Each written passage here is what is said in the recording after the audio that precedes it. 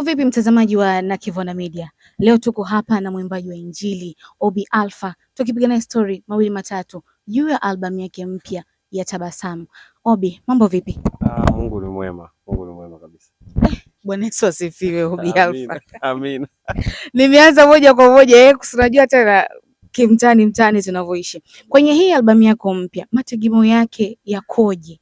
Mategemeo yangu nadhani kama jina tu lenyewe ambavyo lipo, ninatamani Mungu akalete tumaini jipya kwenye maisha ya mtu mmoja ambaye atasikiliza nyimbo zilizopo kwenye album. Kwa hiyo kitu kikubwa zaidi nadhani ni kile Mungu atakifanya kwenye maisha ya watu. Sina mategemeo mengine tofauti na kile ambacho Mungu natamani afanye kwenye maisha ya watu kupitia hizo nyimbo. Kwenye uandishi wa album hii ya kwako mpya. Mara ya mwisho tulivyopiga story mimi na wewe, uliniambia kwamba ulikuwa ukiandika kutokana na yale ambayo tayari kwesha kutokea, lakini pia kutokana na historia tu za maisha. Kwenye huu uandishi mpya umetumia njia hii pia ni ya uandishi, umefanya kutokana na mambo ambayo yanatokea kwa watu ama ni vipi? Unajua katika maisha ambayo tunayaishi ni lazima uangalie pia mazingira ambayo tupo. Huwezi ukaplay wimbo wa harusi kwenye msiba.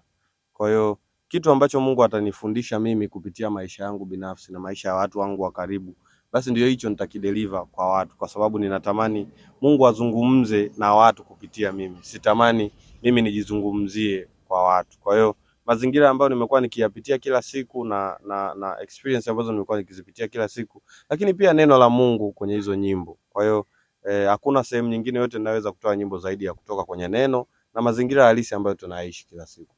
Sawa. Baada ya hii album tutegemee nini?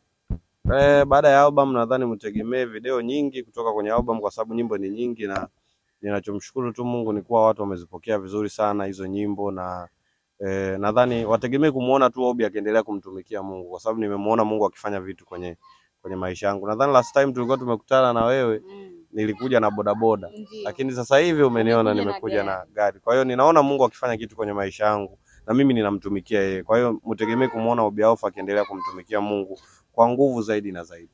Mungu ameendelea kuonekania kwa namna nyingi sana, na sasa hivi kwenye mitandao ya kijamii tumeona story ambayo ikitawala sana kwamba umemwandikia Nandy nyimbo ya Asante. Hebu tupe historia kidogo ya wewe kukutana na Nandy mpaka kufikia kumwandikia nyimbo. Nadhani mara ya kwanza mimi ninakutana naye ndio ilikuwa siku hiyo ambayo ninamwandikia huo wimbo. Na kitu kikubwa zaidi nadhani ilikuwa ni wakati wa Mungu tu ulikuwa umefika, kwa sababu alikuwa amenitafuta muda mrefu. Toka kipindi cha Bora Kushukuru alikuwa amenitafuta na sikuweza kumuandikia hicho kipindi, na kimsingi tulikuwa tunatakiwa tufanye ile remix ya Bora Kushukuru, lakini haikufanikiwa kwa sababu ya wakati wa Mungu ulikuwa bado hujafika, na inaweza nikasema. Kwa hiyo Nandy alinitafuta baadaye kabisa, ilikuwa ni mwaka jana mwishoni, baada ya yale mambo kutokea kipindi fulani tulikuwa tumepitia kama taifa hapo nyuma.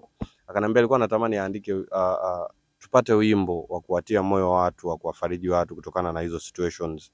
Kwa hiyo mimi nikasema nyimbo kubwa zaidi ya kuandika ni nyimbo ya shukrani, kwa sababu maandiko yanasema shukuruni kwa kila jambo, kwa maana hayo ndio mapenzi yake Bwana Mungu kwenu ninyi, yani kwetu sisi wanadamu. Kwa hiyo ninachomshukuru Mungu tu ni kuwa tulienda studio na nikamkuta producer Kimambo anapiga huo wimbo. Yani Nandy alichelewa kama nusu saa hivi kufika. Yani wewe mpaka anafika wimbo ukawa tayari umeshaisha, kwa sababu mimi nilikuwa na agenda yangu ya kuwa ninatamani nikawakumbusha watu kuhusiana na moyo wa shukrani. Wasije wakajutia kile ambacho wamekipitia, ila waangalie kile Mungu anaweza kufanya kwenye maisha yao baada ya hicho ambacho wamekipitia, kwa sababu mimi ninajua hata mama mwenyewe ili ajifungue inatakiwa apitie uchungu fulani. Kwa hiyo na wewe ili upate matokeo fulani chanya kwenye maisha ni lazima upitie uchungu fulani. Kwa hiyo ambacho inatakiwa ukifanye kama umepitia hali fulani ambayo wewe unaiona ni ngumu, ni kumshukuru Mungu tu basi. Kwa hiyo nikasema niandike wimbo wa shukrani, na nikaandika. Alipofika pale yeye mwenyewe akawa anajua labda wimbo ulikuwepo muda, mimi nikamwambia hapana, ndo tulikuwa